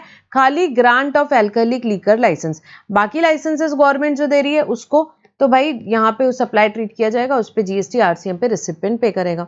उसके बाद कोई भी एक्टिविटी यहाँ पे किससे हो रही है? जो भी फंक्शन इंटरेस्टेड है पंचायत को under article 243G of the constitution, या म्यूनिसिपैलिटी को under article 243W of the constitution, वो सप्लाई नहीं है। वो सप्लाई नहीं, ना सप्लाई ऑफ गुड्स है ना सप्लाई ऑफ सर्विसेज है। क्या? जो भी एक्टिविटी यहाँ पे है फंक्शन किससे रिलेटेड है? पंचायत से रिलेटेड है, म्यूनिसिपैलिटी से रिलेटेड है, वो सप्लाई नहीं है, वो सप्लाई नहीं है, ठीक है। तो these are the activities which is neither supply of goods not supply of service. Neither supply of goods not supply of service. आया क्या समझ में? ठीक है। तो ये क्या पढ़ा अपन ने? शेड्यूल 3 देखा और यहाँ पे देखा और एक्टिविटीज जिसको ना सप्लाई ऑफ गुड्स माना गया ना सप्लाई ऑफ सर्विस माना गया। उसके बाद नेक्स्ट अपन पढ़ेंगे सेक्शन 8। अपन ने पढ़ा था taxability of composite and mix supply. So composite supply को किसका सप्लाई ट्रीट करते हैं? प्रिंसिपल सप्लाई का। तो प्रिंसिपल सप्लाई को जो रेट लगेगा वही लग जाता है एंसिलरी सप्लाईज को भी। किस केस में? कॉम्पोजिट सप्लाई में। What do you mean by composite supply? Definition क्या है कॉम्पोजिट सप्लाई की? सो कॉम्पोजिट सप्लाई सेक्शन 2 में जैसे डेफिनेशंस दी हुई है, कॉम्पोजिट सप्लाई की भी वहां दी हुई है, ठीक है। सो कॉम्पोजिट सप्लाई का भाई खाली याद रखना, रिलेटेड पर्सन डिस्टिंक्ट पर्सन की डेफिनेशन सेक्शन 2 में नहीं है, बाकी सारी जितनी डेफिनेशंस अपन पढ़ते हैं मैक्सिमम सभी सेक्शन 2 में ऑफ सीजीएसटी एक्ट। तो कॉम्पोजिट सप्लाई की डेफिनेशन भी सेक्शन 2 में दी हुई है। क्या बोली कॉम्पोजिट सप्लाई की डेफिनेशन? मतलब कोई भी सप्लाई जो कौन कर रहा है? टैक्सेबल पर्सन कर रहा है, जिसमें 2 या 2 से ज्यादा सप्लाई है टैक्सेबल। 2 या 2 से ज्यादा सप्लाई किसकी? गुड्स की हो सकती है, सर्विस की हो सकती है, गुड्स की हो सकती है, सर्विस की हो सकती है, दोनों की हो सकती है, कोई भी कॉम्बिनेशन में हो सकती है, जो कि नेचुरली बंडल्ड है। क्या है? नेचुरली बंडल्ड है, supplied in conjunction with each other in the ordinary course of business. उसमें से एक प्रिंसिपल सप्लाई, ठीक है, नेचुरली बंडल्ड है, supplied in conjunction with each other in the ordinary course of business है, जिसमें एक प्रिंसिपल सप्लाई है। तो उस केस में उस सप्लाई को क्या बोलते हैं? Composite supply. और उसको कैसे ट्रीट करना है? प्रिंसिपल सप्लाई का सप्लाई ट्रीट करना है। जैसे कि laptop with charger, charger with यहाँ पे मोबाइल फोन्स, तो इसमें प्रिंसिपल सप्लाई क्या है? Mobile phones. Mobile phones is naturally bundled in supplied in conjunction with each other, charger साथ में आता ही है, तो चार्जर एंसिलरी सप्लाई है। तो चार्जर पे भी रेट ऑफ टैक्स किसका लग जाएगा? प्रिंसिपल सप्लाई का। पूरी की पूरी सप्लाई को कैसे ट्रीट किया जाएगा? यहाँ पे ट्रीट किया जाएगा, यहाँ पे कॉम्पोजिट सप्लाई ट्रीट किया जाएगा, प्रिंसिपल सप्लाई का ट्रीट करते हैं। प्रिंसिपल सप्लाई का मतलब क्या होता है? Which is a predominant element. Predominant element supply का जो है वो प्रिंसिपल सप्लाई होता है। उसके बाद मिक्स सप्लाई पे क्या होता है? मिक्स सप्लाई को ट्रीट करते हैं जिसका हाईएस्ट रेट होता है, वैसे हाईएस्ट रेट होता है। Now what do you mean by mix supply? So mix supply का मतलब होता है 2 या उससे ज्यादा क्या हो सकती है? 2 या 2 से ज्यादा इंडिविजुअल सप्लाई हो सकती है, चाहे गुड्स की, चाहे सर्विस की, गुड्स प्लस गुड्स की, गुड्स प्लस सर्विस की, सर्विस प्लस गुड्स की, एनीथिंग, सर्विस प्लस सर्विस की, जो एक साथ की जा रही है, made in conjunction with each other for a single price. What is important? Single price होना चाहिए, सिंगल प्राइस होना चाहिए। और जो कॉम्पोजिट सप्लाई नहीं है, सिंगल प्राइस है, जो कॉम्पोजिट सप्लाई नहीं है, उसको अपने को मिक्स सप्लाई कर लेना है। जैसे कि गिफ्ट पैक है जिसमें चॉकलेट्स है, स्वीट्स है, कैंडीज है, बलून्स है, तो उसको क्या है? मिक्स सप्लाई ट्रीट कर लेंगे, क्योंकि कॉम्पोजिट सप्लाई नहीं है। 1000 रुपए का पूरा आया बॉक्स सिंगल प्राइस के लिए, 2 और मोर इंडिविजुअल सप्लाईज है, तो मिक्स सप्लाई ट्रीट करेंगे। Highest rate for example chocolates पे 28% है, तो वो रेट लग जाएगा, वो रेट लग जाएगा, ठीक है। सो this is the concept of composite mix supply. यहाँ पे फुल फ्लेज क्वेश्चन में काफी बार इसका एडजस्टमेंट पूछ लेते हैं। तो जब भी कॉम्पोजिट सप्लाई है, प्रिंसिपल सप्लाई का जो रेट ऑफ टैक्स है वही लगेगा एंसिलरी सप्लाईज पे भी, और मिक्स सप्लाई के केस में हाईएस्ट रेट लगेगा, ठीक है। आया क्या समझ में? सो अपन ने देखा सेक्शन 7 सप्लाई, शेड्यूल 1 2 3 देखा साथ में उसके, सेक्शन 8 देखा taxability of composite and mix supply. अभी क्या है भाई, नोटिफिकेशंस है, सर्कुलर्स है, यहाँ पे जो क्लैरिफिकेशन वगैरह आए हैं वो सारी चीजें अपन यहाँ पे देखेंगे, ठीक है, सप्लाई चैप्टर से रिलेटेड। अब ज्यादातर क्लैरिफिकेशन आप देखोगे वो क्या बताएंगे आपको कि भाई कोई पर्टिकुलर ट्रांजैक्शन है उसको सप्लाई ऑफ गुड्स मानना कि सप्लाई ऑफ सर्विस मानना, किस केस में सप्लाई मानना किस केस में सप्लाई नहीं है, एंड ऑल दीज थिंग्स, ठीक है। काफी सारे क्लैरिफिकेशंस है, स्पेशली इस चैप्टर में सबसे ज्यादा नोटिफिकेशन क्लैरिफिकेशंस है। अब बड़ी क्विकली देखेंगे, सबसे पहले डेलक्रेट एजेंट से रिलेटेड। डेलक्रेट एजेंट याद है कि कौन सा एजेंट होता है, स्पेशल टाइप ऑफ एजेंट होता है। वो बोलता है मैं गारंटी करता हूं पेमेंट। सप्लायर को बोला कि भाई आप क्या करो, आप रिसिपेंट को क्या कर दो, आप यहाँ पे रिसिपेंट को आराम से माल बेचो, मेरे को कोई दिक्कत की बात नहीं, आपको कोई दिक्कत नहीं आएगी, मैं यहाँ पे गारंटी करता हूँ वो पेमेंट करेगा। अगर वो पेमेंट नहीं कर पाया तो मैं उसको लोन दूंगा पर आपका पेमेंट हो जाएगा। तो डेलक्रेट एजेंट क्या है, स्पेशल टाइप ऑफ एजेंट है, वो गारंटी कर रहे हैं पेमेंट, गारंटी कर रहे हैं पेमेंट। अब यहाँ पे दो सिनेरियो हो सकते हैं, पहला तो कि वो एजेंट की डेफिनेशन में नहीं आएंगे, मतलब एजेंट पे एम्बिट में नहीं फॉल करेंगे, दूसरा वो फॉल करेंगे। तो जब यहाँ पे इनवॉइस किसके नाम पे है, सप्लायर के नाम पे, चाहे सप्लायर खुद इशू करे या डीसीए के थ्रू इशू करे, पर इनवॉइस किसके नाम पे, इनवॉइस सप्लायर के नाम पे, तो उस केस में डीसीए एजेंट नहीं है, डीसीए एजेंट नहीं है और उसने लोन दिया, तो वो जो temporary short term transaction based loan दिया, अब इस कैटेगरी में वो एजेंट तो था नहीं बट उसने लोन दिया, तो जो ट्रांजैक्शन डीसीए और रिसिपिएंट के बीच में हुआ, बायर के बीच में हुआ, वो किस चीज का ट्रांजैक्शन है भाई, वो सर्विस जो यहाँ पे डीसीए रिसिपिएंट को दे रहा है that is on principal to principal basis हो गई, वो इंडिपेंडेंट सप्लाई हो गई।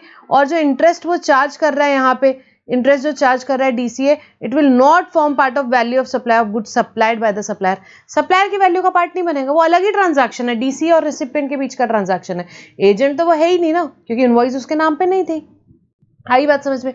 दूसरा सिनेरियो है, अगर इनवॉइस जो है डीसीए के नाम पे, तो फिर वो एजेंट है, ये क्लैरिफिकेशन ऑलरेडी आया हुआ है, ठीक है, इनवॉइस डीसीए के नाम पे तो वो एजेंट हो जाएगा। अब अगर वो एजेंट हो गया तो जो temporary short term transaction based credit उसने लोन दिया है बायर को, वो it is no longer independent supply नहीं, it is subsumed in supply, जो गुड्स का सप्लाई है उसका सप्लाई पार्ट हो जाएगा। इस केस में कैसा है, सप्लायर ने क्या किया, डीसीए को गुड्स दिया, गुड्स क्या कर रहा है, डीसीए रिसिपिएंट को दे रहा है, तो इस केस में वो एजेंट है, तो ये इंडिपेंडेंट सप्लाई नहीं हुई लोन की, ये क्या हो जाएगी भाई, मेन सप्लाई का पार्ट हो जाएगी। तो ये जो लोन दे रहा है it will not be considered as separate supply नहीं है लोन का ट्रांजैक्शन यहाँ पे, ठीक है, as it is in context of supply of goods made by DCA to recipient. तो जो इंटरेस्ट चार्ज करेगा वो लोन में, वो क्या हो जाएगा, आपके value of supply of goods यहाँ पे है उसमें ऐड होगा एज पर 15(2)(d). 15(2)(d) के हिसाब से वो इंटरेस्ट क्या हो जाएगा, ऐड हो जाएगा उसमें। क्या बात हुई, ये किसकी बात हो रही है, जब यहाँ पे वो एजेंट है, तो उस केस में जो वो लोन दे रहा है वो सेपरेट सप्लाई नहीं है, इंडिपेंडेंट सप्लाई नहीं है, तो उस केस में जो वो लोन दे रहा है वो उस पर जो इंटरेस्ट लगेगा वो 15(2)(d) के हिसाब से वैल्यू में ऐड हो जाएगा। समझ में आया क्या? दो ही सिनेरियो हो सकते हैं डीसीए के केस में। उसके बाद एक अपन ने पढ़ा था, याद है क्या क्लैरिफिकेशन, जो नेम बोर्ड वगैरह लगते हैं, नेम प्लेट्स लगी है यहाँ पे, चैरिटेबल ऑर्गेनाइजेशन ने लगाया है, किसको, जिन लोगों ने डोनेशन दिया है, किसने, इंडिविजुअल डोनर्स ने अगर डोनेशन दिया है तो नेम प्लेट वगैरह लगा देते ना, अपन ने यहाँ पे किसी को 10 लाख रुपए दिए तो वो क्या करती है, अपना नाम लगा देंगे वहाँ पे, किसी रूम के बाहर पे, यहाँ पे हॉल में, कहीं पे भी आपका यहाँ पे as a expression of gratitude वो आपका नाम लगा देंगे वहाँ पे, ठीक है। तो ये जो यहाँ पे आपका नेम प्लेट्स वगैरह लगाते, प्लेसिंग ऑफ नेम प्लेट्स वगैरह, डिपार्टमेंट आ गया बोला ये एडवर्टाइजमेंट सर्विस है, तो गवर्नमेंट बोली नहीं भाई ऐसी बात नहीं है, इंडिविजुअल डोनर ने अगर ये 3 कंडीशन सेटिस्फाई होती है, कौन सी 3 कंडीशन, गिफ्ट या डोनेशन आपने चैरिटेबल ऑर्गेनाइजेशन को दिया है, कैरेक्टर आपका गिफ्ट या डोनेशन का था, और पर्पस आपका फिलेंथ्रोपिक था, मतलब कि कोई कमर्शियल गेन या एडवर्टाइजमेंट का नहीं था, तो उस केस में भाई कोई जीएसटी लाइबिलिटी नहीं आती, आएगी, ठीक है। क्यों? क्योंकि भाई डोनर का नाम यहाँ पे क्यों उन्होंने डिस्प्ले किया है, as a expression of gratitude का, पब्लिक रिकॉग्निशन का यहाँ पे उन्होंने किया है, और कोई पब्लिसिटी करने का एम तो था नहीं, तो उसको कोई सप्लाई ऑफ सर्विस नहीं बोलेंगे, it can not be said as then it can be said there is no supply of service for a consideration. तो इस केस में कोई कंपलसरी तो था नहीं कि रिसिपिएंट को नाम डिस्प्ले करना ही करना है, उन्होंने तो as a expression of gratitude किया, तो इस केस में जीएसटी लाइबिलिटी नहीं रहेगी। किसकी बात हो रही, इंडिविजुअल डोनर्स, ठीक है, इंडिविजुअल डोनर्स। यहाँ पे अगर किसी मिस्टर राम ने क्या किया है, डोनेशन दिया किसी चैरिटेबल ऑर्गेनाइजेशन को कि भाई आप ये रूम बना लो, 10 लाख रुपए मैं आपको डोनेट कर रहा हूँ, तो उन्होंने लिख दिया डोनेटेड बाय मिस्टर राम, तो उस केस में भाई कोई जीएसटी नहीं लगेगा वो 10 लाख पे, बट अगर वही टाटा स्टील्स ने डोनेशन दिया है तो उस केस में लगेगा। ये किसकी बात हो रही है? इंडिविजुअल डोनर्स का, क्योंकि इस केस में कोई एडवर्टाइजमेंट नहीं हो रहा है। इंडिविजुअल डोनर्स के केस में कोई एडवर्टाइजमेंट नहीं हो रहा है, बट कोई कंपनी दे रही है, ठीक है, उसको एडवर्टाइजमेंट मान सकते हैं, उस पर जीएसटी लगेगा। तो देखना क्वेश्चन में ध्यान से कि किसका नाम लिखा हुआ है। उसके बाद next, applicability of GST on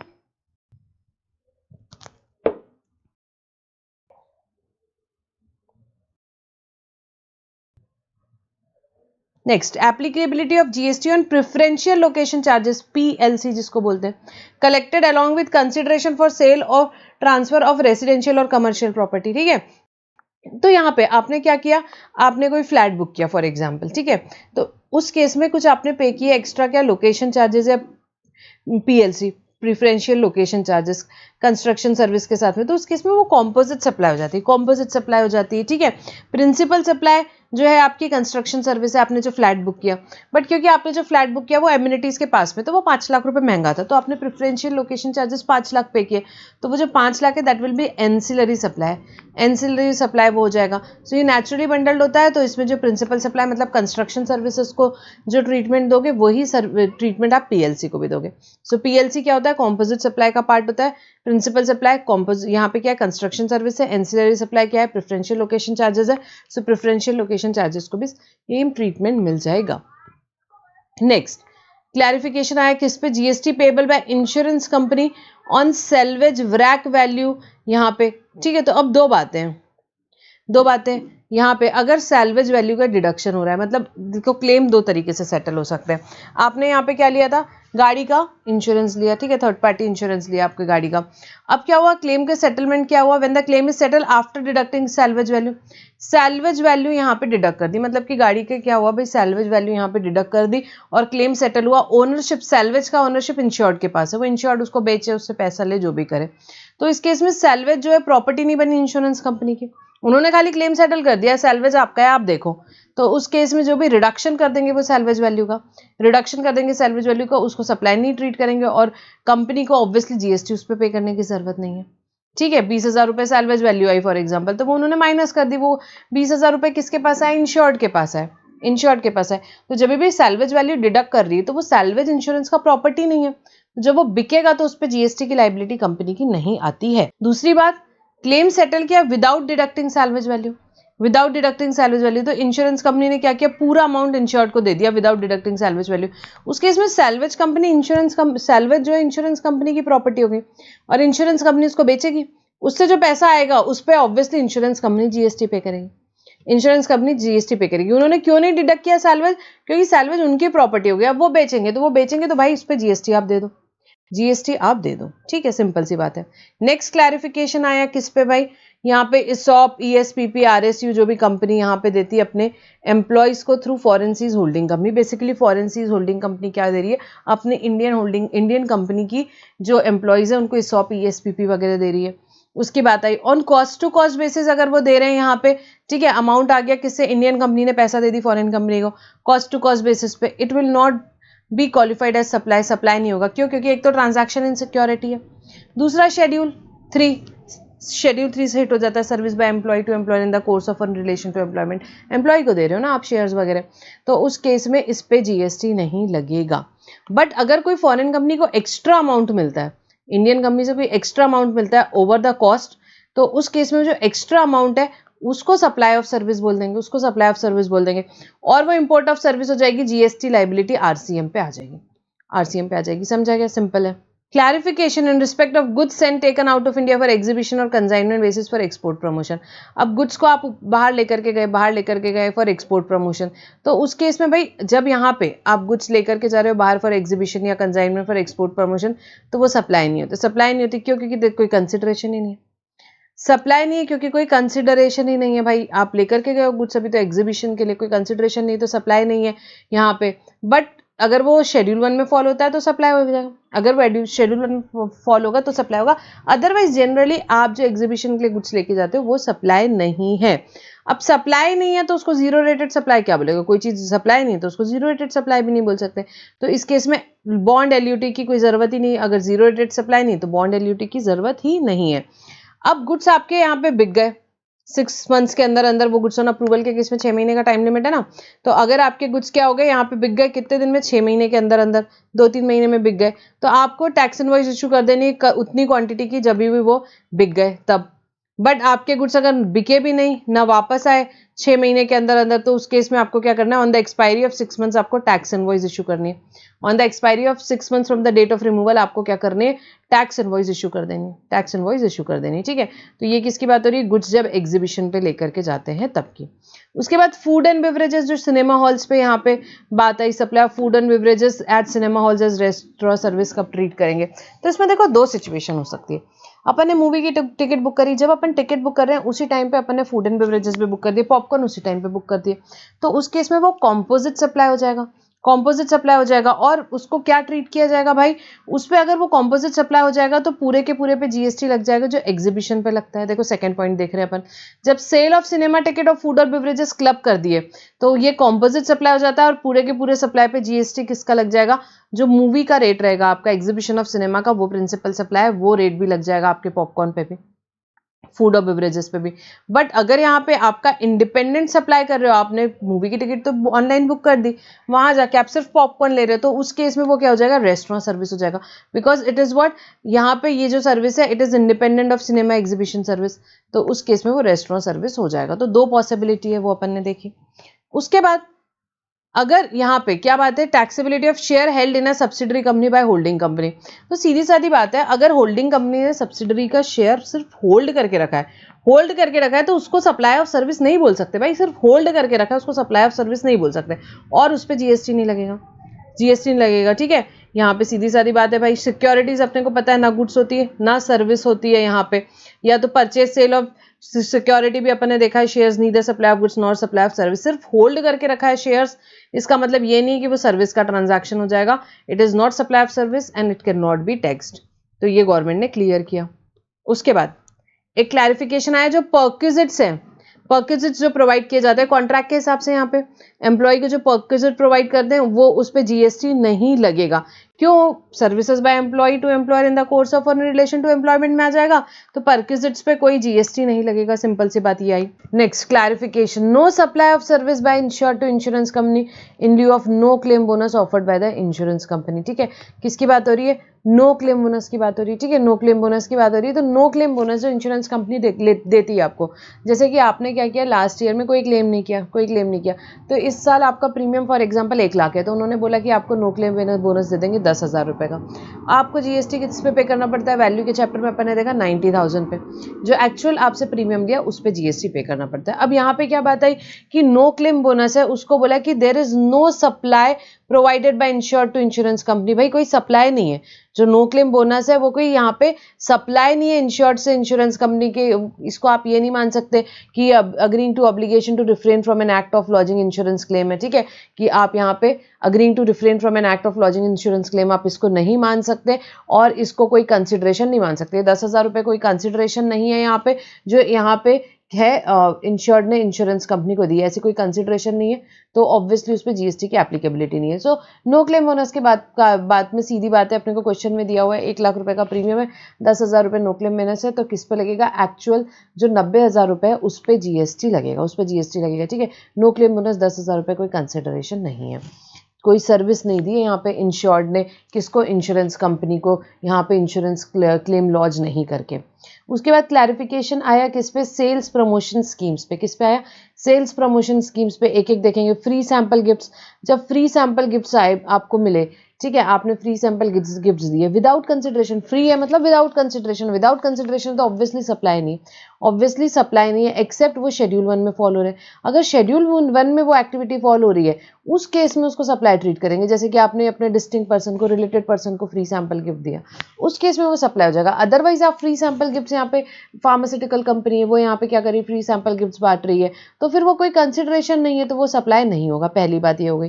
दूसरी बात, बाय वन गेट वन की अगर हम बात करें तो बाय वन गेट वन को इन्होंने क्या बोला कि ये इंडिविजुअल सप्लाई नहीं है। भाई इंडिविजुअल सप्लाई नहीं, ठीक है, आप बस बोलोगे फ्री वाला दे दे तो ऐसा थोड़ी ना देगा, आप एक खरीदोगे तो ही दूसरा फ्री मिलेगा। सो ये क्या है, इंडिविजुअल सप्लाई नहीं, ये 2 और मोर सप्लाई है जिसके लिए सिंगल प्राइस चार्ज किया है, ऐसा माना जाएगा। और इसको क्या बोल सकते हैं, supplying 2 goods for the price of 1, supplying 2 goods for the price of 1। और इसको कैसे अपन देखेंगे, इनकी टैक्सेबिलिटी डिपेंड करेगी कॉम्पोजिट सप्लाई है कि मिक्स सप्लाई, और सेक्शन 8 के हिसाब से इसकी टैक्सेबिलिटी आएगी। उसके बाद आर्ट वर्क सेंड किया किसने, आर्टिस्ट ने, यहाँ पे एग्जीबिशन में।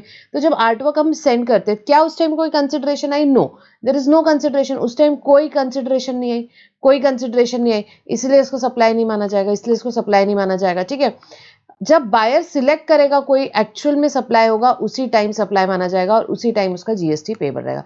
जब आर्टिस्ट ने यहाँ पे 50 पेंटिंग्स भेजी यहाँ पे गैलरी में, उस टाइम नहीं वो सप्लाई है। ठीक है, उस टाइम सप्लाई नहीं है, बट उसमें से 5 पेंटिंग्स बिक गई, तो जब वो एक्चुअल में सेल होगी उस टाइम पे ही सप्लाई माना जाएगा।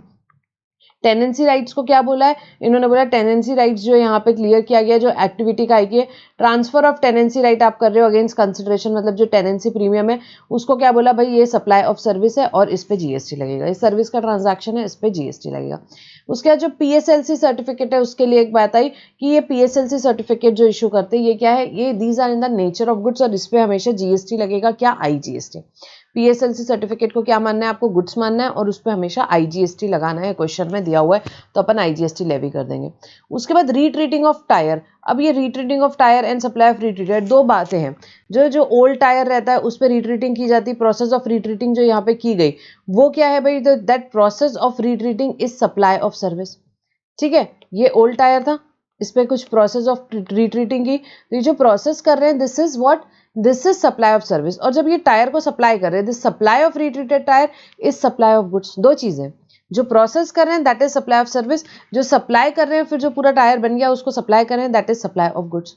आए क्या समझ में। उसके बाद प्रिंटिंग कॉन्ट्रैक्ट की बात करेंगे, तो प्रिंटिंग कॉन्ट्रैक्ट में जैसे कि बात आती है कि बुक्स प्रिंट हो रही है, पॉम्पलेट्स, ब्रोशर, ये सब कुछ प्रिंट हो रहे हैं, तो इस केस में क्या है भाई, ये जो है इसमें कंटेंट इंपॉर्टेंट है। व्हाट इज इंपॉर्टेंट, ये देखो प्रिंटिंग कॉन्ट्रैक्ट्स में कॉम्पोजिट कॉन्ट्रैक्ट्स थे, हो रहे थे यहाँ पे, तो यहाँ पे बात है कि भाई इसको सप्लाई ऑफ गुड्स मानना है कि सप्लाई ऑफ सर्विस मानना है, क्योंकि दोनों भी चीजें हैं। तो गवर्नमेंट ने बताया देखो दो तरीके से हो सकते हैं printing contract.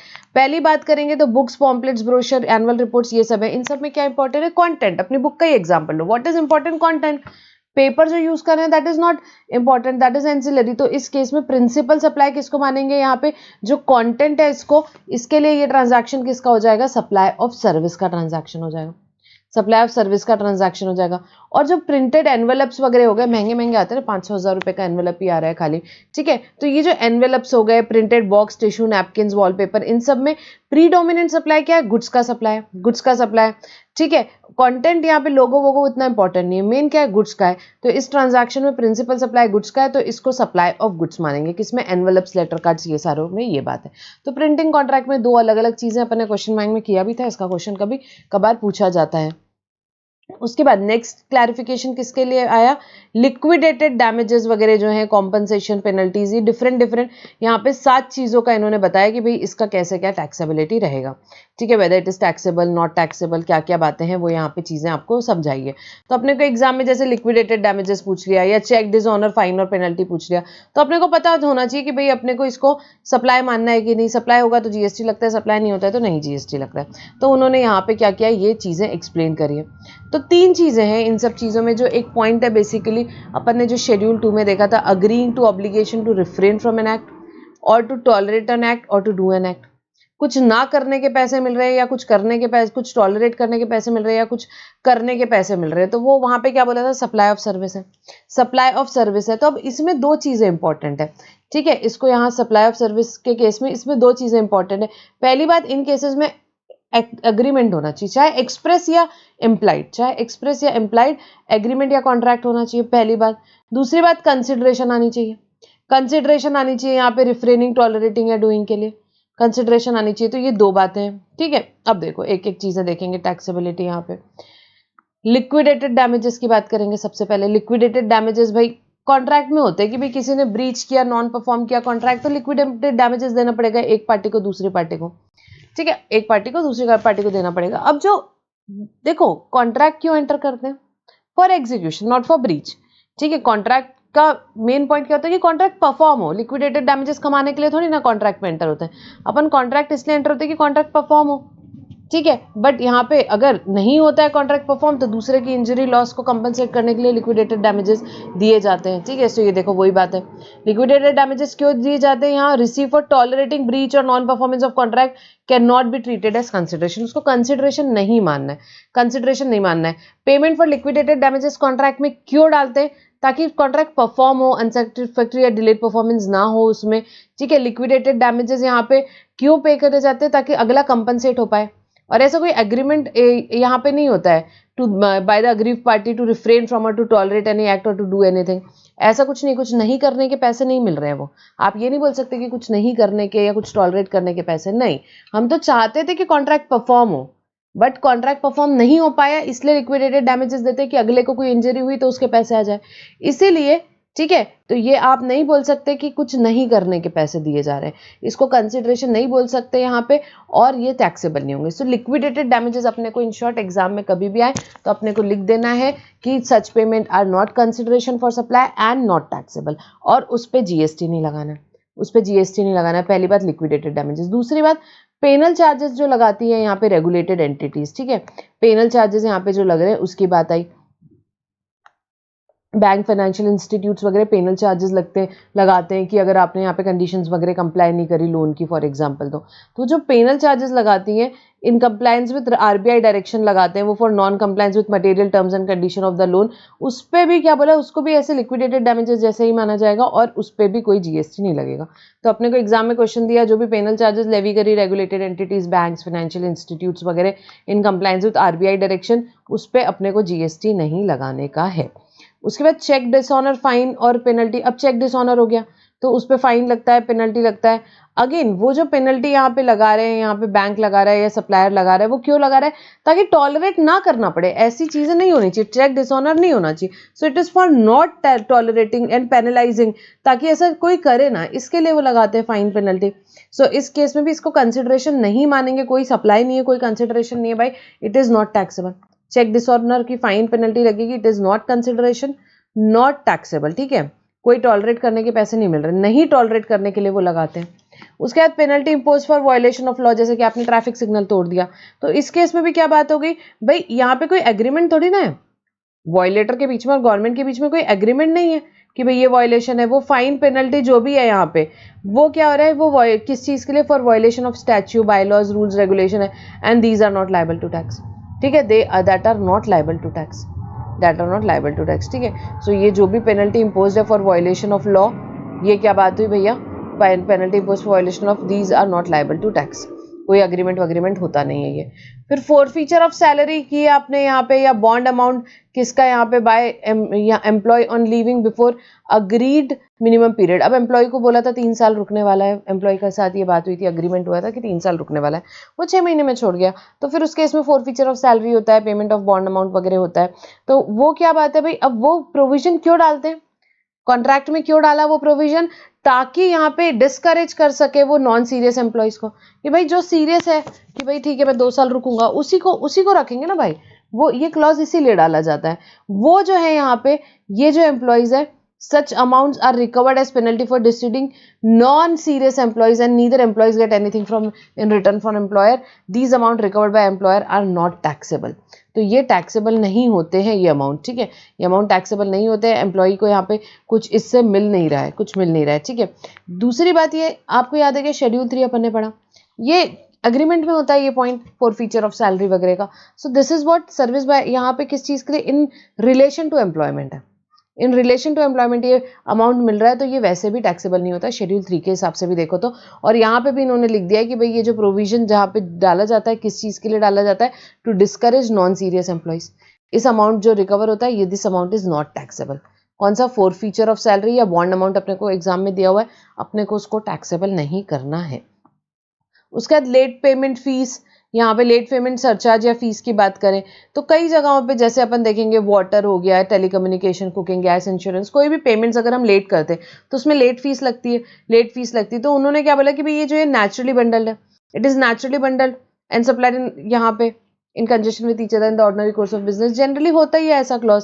So this is naturally bundled. तो इसीलिए क्या बोला कि भाई this is naturally bundled with principal supply, और इसको सेम रेट लग जाएगा जो प्रिंसिपल सप्लाई को लग रहा है। सो यहाँ पे जो भी टेलीकम्युनिकेशन, कुकिंग गैस, इंश्योरेंस को जो भी रेट लग रहा है, उनकी लेट फीस को वही रेट लगेगा। लेट फीस का कोई अलग से रेट नहीं दिया हुआ है, तो उसको आप कैसे असेस करोगे, जैसे उसकी प्रिंसिपल सप्लाई असेस कर रहे हो वैसे। Then fixed charges for power, भाई अब जीएसटी नहीं लगता, इलेक्ट्रिसिटी पे जीएसटी नहीं लगता, तो चाहे फिक्स चार्ज हो, चाहे कैपेसिटी चार्ज बोलो आप उसको, variable charges, energy charges for sale of electricity है ये, तो ये these are not taxable as electricity is exempt from GST. Electricity खुद ही एग्जाम्ड है जीएसटी से, तो ये सारे चार्जेस पे भी नहीं लगेगा, यहाँ पे भी नहीं लगेगा, ठीक है। उसके बाद कैंसिलेशन चार्जेस, अब जैसे कि होटल बुक करते हैं अपन, फ्लाइट्स बुक करते हैं, तो उसमें कैंसिलेशन का प्रोविजन होता ही है, तो वो जो कैंसिलेशन चार्जेस हैं उसके केस में क्या आएगा ये बोला, तो फिर से बात वही आएगी भाई ये नेचुरली बंडल्ड है। नेचुरली बंडल है, अपन होटल बुक करते हैं कभी भी वो होता ही है कि भाई कैंसिलेशन चार्जेस ये रहेंगे, तो ये नेचुरली बंडल है, part of composite supply. Principal supply क्या, होटल बुकिंग हो गई, फ्लाइट बुकिंग हो गई, तो ये कैंसिलेशन चार्जेस पे भी वही रेट लग जाएंगे जो प्रिंसिपल सप्लाई पे लग रहे हैं, प्रिंसिपल सप्लाई पे लग रहे हैं, उसके लिए कोई अलग से रेट नहीं रहेगा, ठीक है। तो ये किस पे आया, ये एक क्लैरिफिकेशन आया जो अलग अलग टाइप के कंपनसेशन है, लिक्विडेटेड डैमेजेस है, चेक डिसऑनर, फाइन, पेनल्टी, ये सब, तो इसको टैक्सेबल करना है कि नहीं करना है, ये अपन ने अभी शॉर्ट में फटाफट समझा। नेक्स्ट क्या बात है भाई, देखो वारंटी पीरियड में जब भी यहाँ पे अपने गुड्स रहते हैं, ठीक है, तो कुछ रिप्लेसमेंट यहाँ पे मैन्युफैक्चरर, डिस्ट्रीब्यूटर या कुछ रिपेयर वगैरह प्रोवाइड करते हैं, तो वारंटी से रिलेटेड यहाँ पे बेसिकली क्लैरिफिकेशन आया। तो देखते हैं, सबसे पहले देखो मैन्युफैक्चरर या डिस्ट्रीब्यूटर आपको क्या कर रहा है, ऑफर कर रहा है रिप्लेसमेंट ऑफ गुड्स या part repair service under warranty to customer, ठीक है। आपका लैपटॉप खराब हो गया तो आपको कुछ रिप्लेसमेंट करके दे रहे हैं, यहाँ पे पार्ट्स रिपेयर करके दे रहे हैं। अगर वो कुछ चार्ज नहीं कर रहे हैं आपसे, मैन्युफैक्चरर या डिस्ट्रीब्यूटर, या रिप्लेसमेंट या रिपेयर सर्विसेज के लिए आपको कुछ चार्ज नहीं कर रहे, विदाउट कंसिडरेशन कर रहे हैं, ठीक है। फर्स्ट ईयर में अपने लैपटॉप को कोई प्रॉब्लम आया, कीपैड खराब हो गया, विदाउट कंसिडरेशन करते हैं कई केसेस में, विदाउट कंसिडरेशन किया, अपना लैपटॉप वारंटी में था, तो उस केस में भाई अगर कोई कंसिडरेशन ही नहीं है तो कोई जीएसटी नहीं लगेगा। If there is no consideration there is no GST. But अगर उन्होंने कुछ यहाँ पे क्या किया, आपका यहाँ पे रिप्लेसमेंट किया फॉर सम एडिशनल कंसिडरेशन, जैसे कि आपकी स्क्रीन टूट गई तो वो वारंटी में कवर्ड नहीं थी, उन्होंने एडिशनल कंसिडरेशन ली तो जीएसटी लग जाएगा, वो जो एडिशनल कंसिडरेशन है उस पर जीएसटी लग जाएगा, सिंपल सी बात ये है, ठीक है। तो सिंपल सी बात क्या है भाई, मैन्युफैक्चरर हो चाहे डिस्ट्रीब्यूटर है हो, अगर कंसिडरेशन नहीं है तो there is no GST, consideration है तो जीएसटी लग जाएगा। उसके बाद बात आती है एक्सटेंडेड वारंटी की। एक्सटेंडेड वारंटी में 3 पॉसिबिलिटी हो सकती है। अब कस्टमर एंटर कर लिया एक्सटेंडेड वारंटी में at the time of original supply, मेरे लैपटॉप में 1 साल की वारंटी थी, 4 साल की और मिल गई। सो एक्सटेंडेड वारंटी की बात अगर हम करेंगे तो उस केस में क्या बात आई कि वो क्या हो जाएगा, कॉम्पोजिट सप्लाई का पार्ट हो जाएगा, उसमें प्रिंसिपल सप्लाई क्या है, goods, laptop. Extended warranty ancillary supply, तो पूरे के पूरे ट्रांजैक्शन को कैसे मान लिया जाएगा, यहाँ पे पूरे के पूरे ट्रांजैक्शन को सप्लाई ऑफ गुड्स मान लिया जाएगा, सप्लाई ऑफ गुड्स मान लिया जाएगा। This is the first possibility. Second possibility है कि मैंने एक्सटेंडेड वारंटी ली तो सही, परंतु मैंने उस इंसान से नहीं ली जिससे मैंने लैपटॉप लिया, ठीक है। लैपटॉप तो मैंने क्या किया था, लैपटॉप मैंने ले लिया यहाँ पे डिस्ट्रीब्यूटर से, परंतु मैंने वारंटी घर जाकर के आसूस की वेबसाइट से खरीदी 4 साल की वारंटी, तो मैंने डिफरेंट पर्सन से ली, तो ये 2 अलग अलग ट्रांजैक्शन हो गए। तो लैपटॉप का सप्लाई ऑफ गुड्स हो जाएगा, जो वारंटी अलग से ली that will be supply of service, supply of service same daily पर अलग अलग लोगों से ली। थर्ड पॉसिबिलिटी है कि मैंने बाद में ली, 4-5 दिन बाद मैंने एक्सटेंडेड वारंटी ली, पहले तो मैंने गुड्स ले लिया, लैपटॉप खरीद लिया, 3-4 दिन बाद मुझे पता चला तो मैंने वारंटी अलग से ली, तो उस केस में ऑब्वियसली अगेन ये अलग ट्रांजैक्शन है, डिस्टिंक्ट ट्रांजैक्शन है, और यहाँ पे क्या हो जाएगा, जो वारंटी है वो क्या हो जाएगा, सप्लाई ऑफ सर्विस का ट्रांजैक्शन हो जाएगा, लैपटॉप सप्लाई ऑफ गुड्स का है, सप्लाई ऑफ सर्विस का ट्रांजैक्शन हो जाएगा और उसके हिसाब से जीएसटी का डिस्चार्ज होगा। Next and last in this what, यहाँ पे क्या बात करेंगे हम, फाइनेंशियल ट्रांजैक्शंस की। सो जो डेरिवेटिव्स है, जैसे डेरिवेटिव्स क्या होते हैं भाई, डेरिवेटिव्स किस पे आते हैं, सिक्योरिटीज में आते हैं, as per security contract regulation act. Derivatives जो है सिक्योरिटी की डेफिनेशन में आते हैं, सिक्योरिटी है तो neither goods not service not liable to GST, तो क्वेश्चन में कभी ट्रांजैक्शन डेरिवेटिव्स का दिया हुआ है, सो सिक्योरिटी है, not liable to GST. Future contracts है, तो देखो अब 2 चीजें, फ्यूचर कॉन्ट्रैक्ट्स क्या है भाई, they are in the nature of derivatives only, derivatives हैं तो क्या हो गया, सिक्योरिटी है, again not liable to GST. But यहाँ पे कौन से फ्यूचर कॉन्ट्रैक्ट है, डिलीवरी ऑप्शन वाले, जिसमें सेटलमेंट एक्चुअल डिलीवरी से होगा, यहाँ पे ऑफ अंडरलाइंग कमोडिटी करेंसी, उस केस में इसको नॉर्मल सप्लाई ऑफ गुड्स मानना है और जीएसटी लगाना है, ठीक है। देन फॉरवर्ड कॉन्ट्रैक्ट्स की बात करें तो फॉरवर्ड कॉन्ट्रैक्ट्स में भी वो बात है कि भाई अगर नेट सेटलमेंट हो रहा है यहाँ पे, ठीक है, of differential forward rate over prevailing market rate, यहाँ पे उस केस में क्या हो जाएगा, ये सिक्योरिटीज की डेफिनेशन में आएंगे, ये सिक्योरिटी की डेफिनेशन में आएंगे and it will be not chargeable to GST, it will be not chargeable to GST. But अगर सेटलमेंट एक्चुअल डिलीवरी से हो रहा है, सेटलमेंट कैसे हो रहा है, एक्चुअल डिलीवरी से हो रहा है अगेन, तो इसको क्या मानेंगे, नॉर्मल सप्लाई ऑफ गुड्स और लायबल टू जीएसटी रहेंगे। So future contract, forward contract दोनों में अगर एक्चुअल डिलीवरी से हो रहा है तो उस केस में उसे सप्लाई ऑफ गुड्स मानेंगे और लायबल टू जीएसटी रहेगा। उसके बाद सिक्योर्ड डेट जो है, डेट जो है भाई सेल, परचेज और एक्विजिशन, असाइनमेंट जो भी है सिक्योर्ड डेट का, it does not constitute transaction in money, it is nature of derivative और सिक्योरिटी है। सो सिक्योर डेट को ट्रांजैक्शन इन मनी नहीं है, बट वो क्या है, डेफिनेटली डेरिवेटिव है और सिक्योरिटी है। सो अगेन सिक्योरिटी है तो not, neither goods not service, not liable for GST, not chargeable to GST. Then instruments जो होते हैं जैसे कि अपने इंटरेस्ट रेट स्वैप हो गए, यहाँ पे फॉरेन एक्सचेंज स्वैप हो गए, सो ये भी क्या हो जाएंगे, it would be excluded from supply. ये इंस्ट्रूमेंट भी डेरिवेटिव्स होते हैं, अगेन सिक्योरिटी के जैसे माना जाएगा इनको, तो इसलिए again neither goods not service, not chargeable to GST. तो कभी अपने को एग्जाम में इसमें से कोई आया तो अपन ने एक लाइन में उसका एक्सप्लेनेशन लिख देना है और उसकी टैक्सेबिलिटी बता देनी है। आएगा समझ में, ठीक है। तो बड़ी क्विकली अपन ने क्या किया, रिवाइज किया, यहाँ पे बहुत एग्जांपल्स वगैरह नहीं लिए डेफिनेटली क्योंकि हमारा ये रिवीजन का टाइम था, और हमने यहाँ पे फटाफट क्या कर लिया, रिवीजन कर लिया इस चैप्टर का। बेसिक्स है भाई ये चैप्टर के क्वेश्चन जो है, एडजस्टमेंट्स वगैरह फुल फ्लेज क्वेश्चन में काफ़ी सारी जगह आपको काम आते हैं कि भाई सप्लाई है कि नहीं है और जीएसटी लगाना है या नहीं लगाना है, ठीक है। सो हियर वी कंप्लीट हमारा फर्स्ट वाला चैप्टर। नेक्स्ट वीडियो में क्या करने वाले हैं हम, नेक्स्ट वीडियो में हम नेक्स्ट चैप्टर का डिस्कशन करेंगे। फर्स्ट चैप्टर सप्लाई का हमारा यहाँ पे डिस्कशन कंप्लीट होता है and will stop our discussion over here. Thank you for now. और समरी बुक डाउनलोड नहीं किए तो कर लीजिए, टेलीग्राम में मिल जाएगी आपको। So will stop our discussion over here. Thank you for now.